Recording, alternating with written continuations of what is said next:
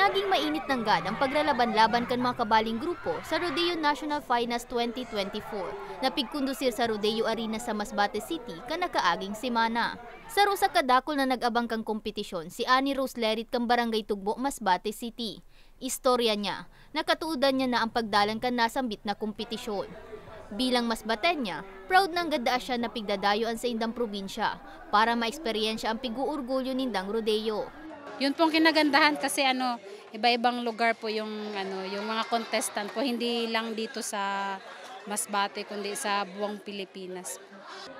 Binanga sa tulong kategorya ang kompetisyon. Sa professionals category, 12 teams ang naglalaban-laban, mantang 18 teams sa student men and women category o labi sa 300 na mga parakawat. Pira sa mga piglalabanan, iyon bull riding, casting down, asing karambola.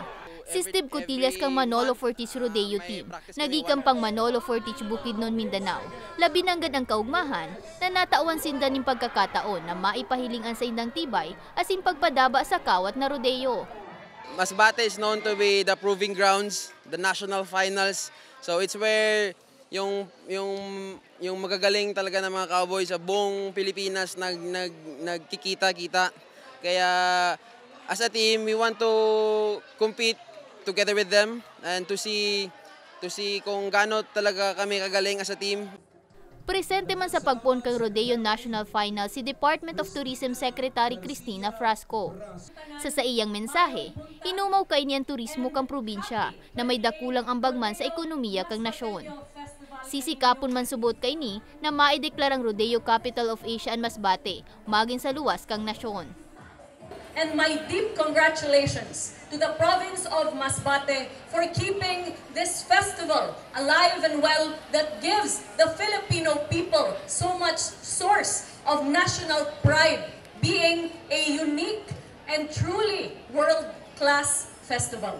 Maugmaman si Masbate City Councilor Jamon Hardin Espares na padagos na pigdadag sa aning turista ang sa indang festival. Apwera sa pagpromotir kan sa indang turismo, asigurasyon man niya na padagos indang magibo ni mga espersos para lalo pang maging mabaskog ang sa indang cattle industry.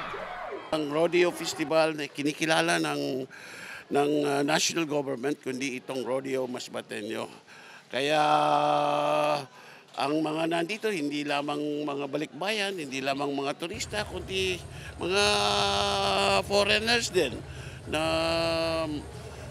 gustong makita kung paano ginagawa ang rodeo dito sa Masbate at makita na rin ang ibang mga tourism potentials ng aming lalawigan.